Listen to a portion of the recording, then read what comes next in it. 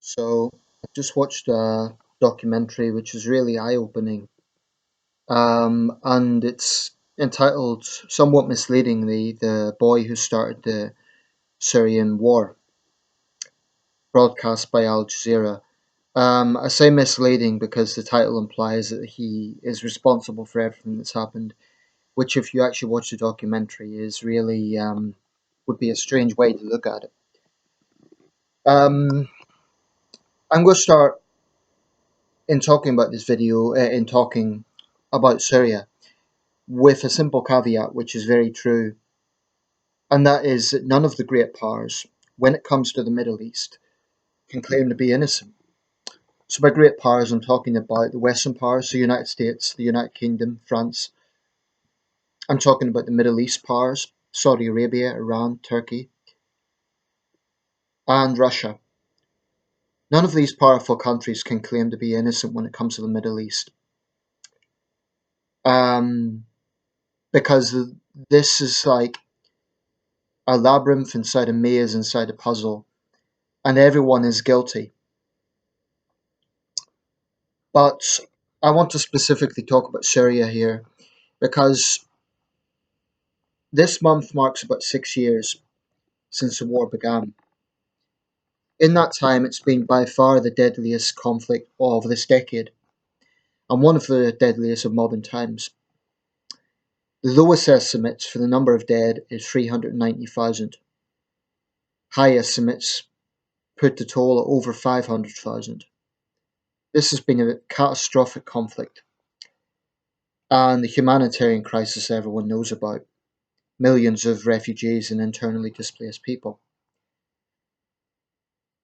One of the things that frustrates me most when it comes to Syria is that obviously there's all the suffering and destruction, but there has also been massive distortion going on. I find that a lot of videos online, a lot of people have this perception that it is a simple black and white situation of a president saving his country from terrorists. And unfortunately, many people believe the narrative of Russian state media that has shamelessly promoted that from the very beginning. Now, what this documentary shows, and I will mention a bit about Al Jazeera because that is an important aspect, that inevitably people in this video jumped onto that and they said, oh, this is Saudi propaganda. Well, firstly, Al Jazeera is based in Qatar, not Saudi Arabia. But let's say, for the sake of argument, this is Qatari propaganda. Let's say this is a network that's based in a Gulf state and there is a political agenda behind it. I'm not naive. Al Jazeera, like every big network, has its political ideology there, without question. But there are many sources that testify to the sort of things that they're raising in the video. So even if you say it's one-sided, there are things that the regime done, especially in the early part of this conflict, that are utterly unjustifiable. And what I find totally perverse, I mentioned distortion, is that people have actually convinced themselves that Assad and his regime are the good guys. I just find that perverse. So, back in February 2011, the whole Arab world was in protest. It was uprising. The so-called Arab Spring had similar tracks in the different countries that were experiencing this. The exact situations were different, but common themes were unemployment, corruption, human rights abuses. This was common throughout Egypt, Yemen, Oman, Libya, and Syria, and all the countries impacted by Arab Spring. That is irrefutable, because that was the stated goal of the core of protesters in those uprisings. I think the reason the Arab Spring evolved differently than the European revolutions of 1989 is in part because the Islamists then filled the vacuum, but it's also because the ideas, the values that those protesters espoused have been lost in the sea of pro-regime propaganda. And it, in my opinion, lies in an agenda to vilify Western countries and vilify the protesters, more importantly. And it is incredibly frustrating because I have known Syrians. Well, actually, I'll come to that in a second. So, 2011, Dara, the town of Dara in southern Syria. What happened was four teenage boys, looking at what was happening in Egypt and Libya, thought that they too had had enough of this regime, of the Assad dynasty, that behaved like an autocratic monarchy and everything but name. And they sprayed some graffiti on the wall. Now, in any other part of the world, they would probably be given a fine and made to do community service. In Syria, regime forces took them away and tortured them. There were then protests, peaceful protests. And this is a very, very important point. Those early protests were not held by Islamic State. They weren't held by the Al Nusra Front. They weren't held by some sort of Islamist faction. They were held by ordinary Syrians fed up of the abuse of the regime. This is basic human nature. If you push people into a corner, if you treat them like dirt for long enough, they're going to resent it. And I don't believe Arab people are any different from anyone else. So, one of the most frustrating things when it comes to Syria is people forget how this began. That's how it began. The regime used brute force, and the situation got out of hand. So, for those who were opposing the regime, it became a case of we have to fight back, fight fire with fire. The problem was the opposition then unraveled because by 2012, powerful countries, especially Russia and China, decided that they were going to go out of their way to prop up the Assad regime, the massively unpopular Assad regime. Russia, especially, decided to play a central role in that. In my opinion, Russia has seen Syria as a front to reassert its global power. Russia was humiliated after the Cold War, and since then, Putin has been hell bent on helping the Russian bear to re-roar, to reclaim its sort of significance. One way to do this is to help a brutal dictator to maintain power, therefore securing a base in that country. And that's what we've been seeing. The Russian state media has been shamelessly promoting the Assad regime line that any Syrian who opposes the regime is a terrorist. This is a callous insult to men, women, and children whose only crime is to be in the wrong place at the wrong time. And this is war, and like all wars, there's brutality on both sides. So I am by no means suggesting it's black and white and the regime is evil and the other side's entirely good. There have been atrocities on both sides, but the Islamist factions infiltrated this situation, as they always do, because it got out of control. Now, if the Assad regime had taken a different line, I would have sympathy with them. I would think, well, they tried to compromise, they listened to the concerns that people had, and then the rebels weren't being reasonable. But the regime's response to this was to torture and kill civilians. And it baffles me and frustrates me that anyone can defend this, can make out that Assad is a good guy. Just because Assad doesn't come across as a religious fanatic, just because there isn't that theocratic element, doesn't mean that he is any better morally than ISIS. Everyone knows that ISIS are scum. They're Islamist Neanderthal thugs. But their brutality is well documented. What I find about Syria is that the brutality of the Assad regime, it's been documented, but people have chosen to ignore that. And let me just make a point. If this really is Saudi propaganda, as they claim, do you really think Saudi Arabia, with one of the world's worst human rights abuses, would give a damn about a Syrian teenager? Why would Saudi Arabia have any motivation for making a humanitarian case for the Syrian people? Saudi Arabia doesn't give a damn about its own people. That just doesn't add up.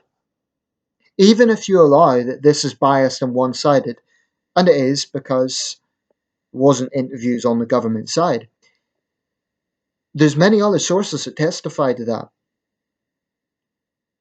And the same thing happened in Egypt and Libya and the other countries. The exact situations were different because the societies weren't exactly the same. But in each case, you had a central dictator who wanted to wield his power. And when it comes to Syria, people don't seem to understand how dictatorships work. I see comments like, all the Syrian people support Assad. Now, in a dictatorship, people, by nature, cannot freely speak out. And in the years that Assad kept that country with an iron grip, anyone who questioned the regime would have been tortured. This is how dictatorships work. So when people say the Syrians support Assad, you can't make a generalization like that. It's utterly absurd. Even those Syrians who do, on the surface, appear to support Assad, many of them, in all likelihood, did so from fear. I think now there are Syrians who genuinely support Assad because they see him as the lesser of two evils. And there's some Syrians who really are loyalists. But they do not represent all Syrians. That is one of the biggest fallacies of this war, that the Syrians support Bashar Assad. They don't. I went to a documentary film screening at my local university, We Are Giant. It was a generic documentary about the Arabian Spring. And I remember there was an interview with the renowned British journalist Jeremy Bowen and Assad. Now, when Assad appeared on the screen, all the Syrian students jeered and heckled. There's no love there for Bashar Assad. Does that mean these people are sympathetic to ISIS? Definitely not. I had a Syrian colleague, and we've had many conversations about this. He detests ISIS. He detests these Islamist thugs. And another thing about this, if there really was an Islamist faction early on, how can you explain the fact that women were involved in those uprisings? Islamists are not generally known for giving women significant positions in terms of planning an uprising. That just doesn't make sense. Because in ISIS strongholds, women are property. They're treated little better than slaves. Anyone that thinks you can just casually throw the Free Syrian Army and ISIS in one lump is incredibly ignorant. And that's what's been happening in Syria for 6 years. Unfortunately, the more moderate factions have probably greatly weakened now, so the more extreme elements are there, which then lends into regime and Russian propaganda that it's all about fighting terrorists. And I feel disgusted when I see the way RT twists this. When RT does that, they insult the thousands of civilians murdered by Assad. These people aren't Islamists, they're not terrorists. They're just ordinary Syrians in extraordinary circumstances. And, there is a line that the winners write history. I think that's what's happening in Syria. The regime looks like it's prevailing thanks to Russian might. And as a consequence, they are writing the narrative of this. Now, when people point fingers at the West and say the West created ISIS, firstly, I've seen no actual evidence for that. That as state policy, the West created ISIS. ISIS filled the vacuum all right, and I've no doubt that Western weapons probably ended up in their hands. But it's the nature of a civil war. There's virtually no control. It's anarchy. So of course weapons are going to end up in the wrong hands at some point. I don't think there's any way to 100% control that. But ISIS are a bunch of thugs that get their sources from rogue arms dealers around the world. This is how terrorist groups work. There's no evidence that I have seen that as state policy, the US, UK, or France has funded ISIS as a state policy. And as ever, the West gets blamed for everything. When Assad was brutalizing his own people, David Cameron pushed very hard for action against the Assad regime, blocked by Russia. This was after the chemical attack at Ghouta. Independent researchers ruled that in all likelihood it was the government responsible for that attack. Wasn't 100% verified, but in all likelihood it was the government that was responsible for that. And even if they weren't responsible for Ghouta, and I think there is strong indication that they were responsible for barrel bombings of civilians without any sort of discrimination whatsoever. Men, women, and children slaughtered en masse. So I believe there was a moral case for intervention in Syria. David Cameron pushed for that. It got voted down in part because this country was war weary. The Labour Party, especially, were wary of the fallout from their role in the Iraq War, which was a very different situation, I might add. In Iraq, it was an invasion against a country that, whilst it had a brutal dictator, was not already in a state of war. With Syria, there was already a war going on. So it's a fundamental difference. David Cameron pushed for action. That got voted down. 2015, again, he pushed for action, this time against ISIS. This isn't a case of, being hypocritical by pushing against one side versus the other. It's a case that both sides are as bad as each other. So I believe both were frankly morally justified. Both pushes for intervention. But Russia has made it impossible for there to be any peace in Syria by stubbornly continuing to back this regime. Now, there is an argument that with a lot of conflicts in the Middle East, there's a proxy war between Iran and Saudi Arabia. And I am not ignoring what is happening in Yemen right now. Saudi Arabia has launched a brutal war there, again under the guise of fighting terrorism. I see no moral difference between what Saudi Arabia is doing and what the Assad regime is doing. Any regime that kills civilians without giving a damn, without any sort of attention whatsoever, is, in my view, guilty of state terrorism. We have blood on our hands by fueling Saudi Arabia. If I was Prime Minister, I would look very, very hard at our ties with Saudi Arabia. So when it comes to Yemen, we definitely have guilt. But I am so fed up of this narrative that Russia is somehow the liberator of Syria, that Russia somehow has a moral role in this war. Only recently, Amnesty International has reported, and you can hardly accuse Amnesty International of being, stooges of the Saudi regime. They published a report that up to 13,000 people have been hanged in a government-run prison. Early in the war, there were plenty of reports of Shabiha secret police thugs kidnapping Syrian civilians and torturing them. So I just find it very frustrating, sad, and unfortunate that so many people believe the regime propaganda that Assad is simply fighting terrorists. Are there terrorists there? Of course there are. Are there thugs that are fighting against regime forces? Thugs who want to enslave men, women, and children? Who throw gay people off buildings? Of course there are. But I would argue it was Russia that helped create ISIS by enabling this war to continue. If there had been the imposition of a no-fly zone early on, if there had been international pressure against the Assad regime, no one could say it would have ended the war, but I think it would have created a very different situation than we see now. I think under international pressure, Assad would have been forced to quit. Would it have guaranteed peace? Not necessarily.